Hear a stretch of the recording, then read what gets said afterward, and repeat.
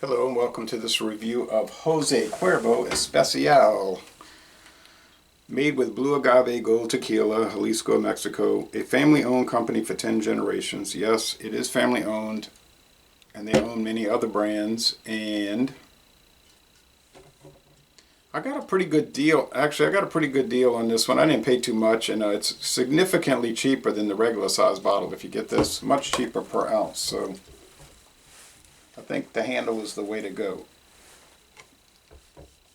I got some spots on there. It doesn't look so nice. Okay, anyhow, I can clean it off later. Since 1795, true story, they have been distilling since 1795. The King of Spain gave him a license, Jose Antonio de Cuervo. It's bottled in Indiana under license from the trademark owner. And so, you know, that's a common thing for these products to be shipped over here and bottled. So, top selling tequila in the world, Jose Cuervo. And now I'm going to try it. Never purchased this before, but most people know about it. Okay, so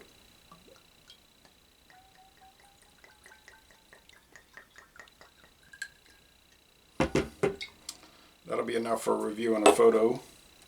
More than enough. Got that built-in pourer, very convenient, comes out in an even flow. All right, so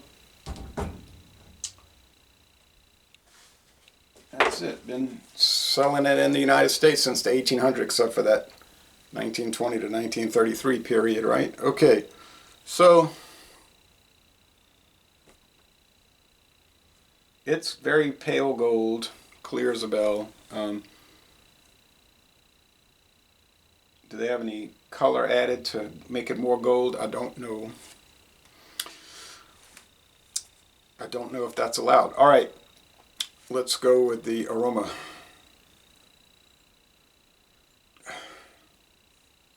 It's got a peppery nose.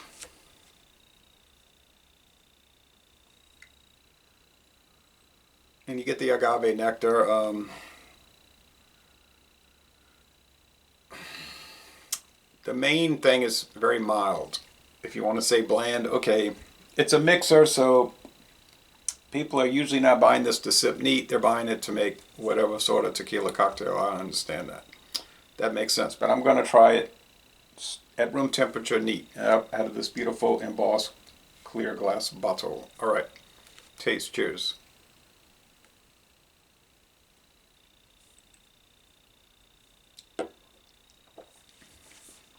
Oh, a little smoky. Cuervo is big. I mean, they own so many other brands. Like, they own Bushmills now. Tequila company own an Irish whiskey company? Well, that's the way it works, I guess. Buyouts. It's a savory flavor. You get the smokiness. You get the agave juice, that vegetable flavor. There's a little pepper. Whoops.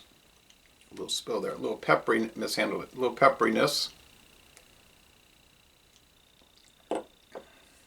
Medium body, smooth as silk. You know, this is designed not to be challenging or, you know, intricate. It's designed to be mass appeal, right? A mass appeal product. And it's certainly a mass appeal product. It's like Jack Daniels, Jim Beam, Crown Royal, Hennessy, Bacardi.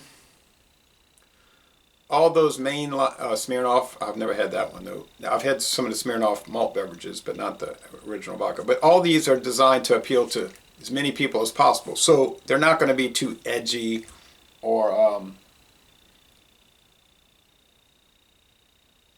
you know, unusual or anything like that. There's going to be a generalized flavor. They're going to have a generalized rum flavor, a generalized Scotch flavor, a generalized Canadian whiskey flavor. In this case, a generalized tequila flavor, okay?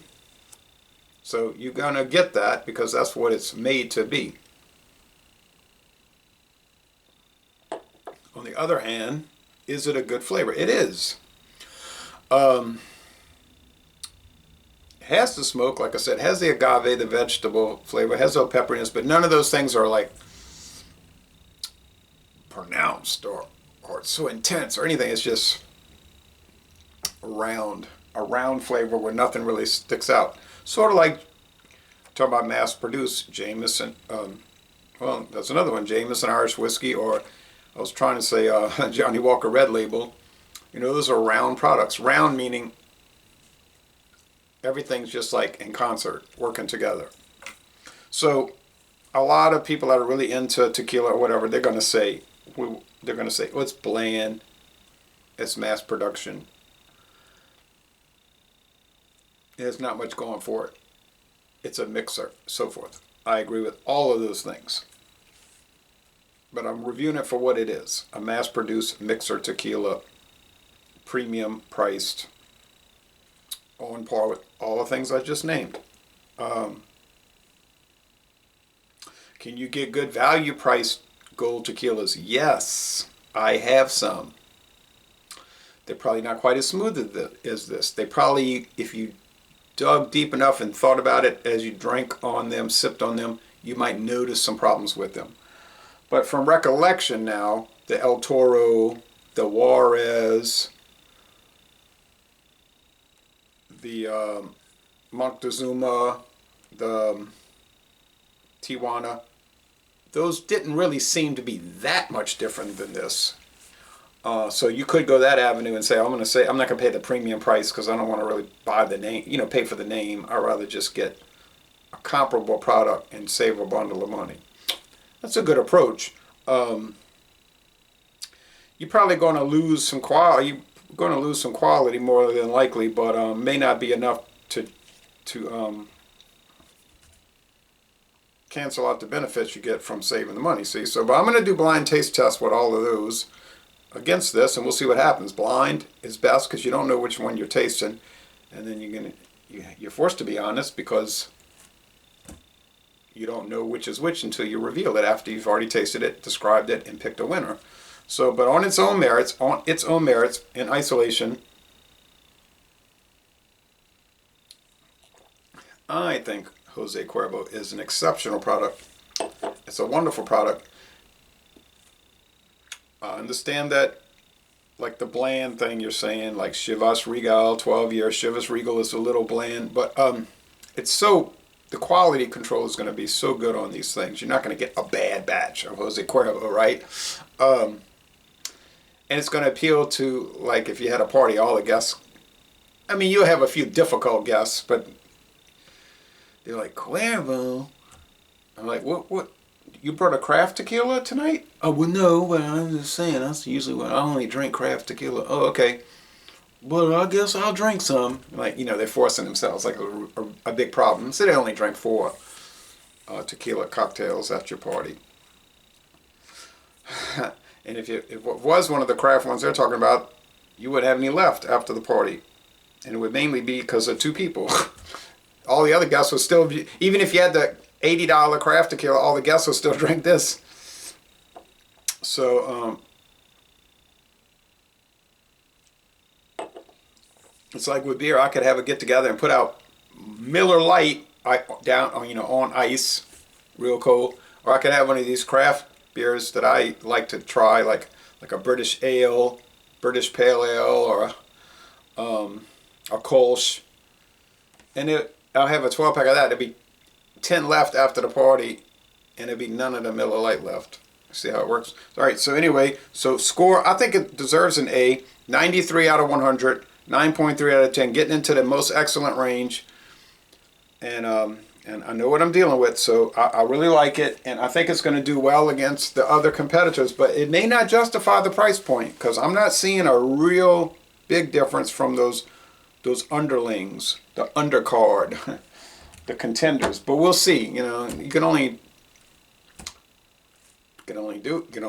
test it out, right? I have some other ones coming up. Sauza, pretty famous one, probably in the top 10 of the top 10 sellers in the United States. Gold. Bandolero, not famous at all, but some people that watch my videos say yes, they do get Bandolero and they like it. So I don't know what to say about it except that I got a bottle. Grand Classic. I was looking at their website. Now they claiming, oh yeah, it's really really fabulous, and this is 100% agave, no filler. I got a deal on that, but we'll see. So, Laissez Les, and I mean, yeah, I still find others, like stores will have a special, like, and I'm like, I should get it, but then I say, I got too much now. These are only a few of the unopened bottles I have. I'll have many more, which is scary. But anyway, so Laissez Les Bon Temps Relais, a most excellent mass-produced tequila. Oh, tequila, and I'm going to end this review by saying y'all go to Mexico and tour the Jose Cuervo Distillery.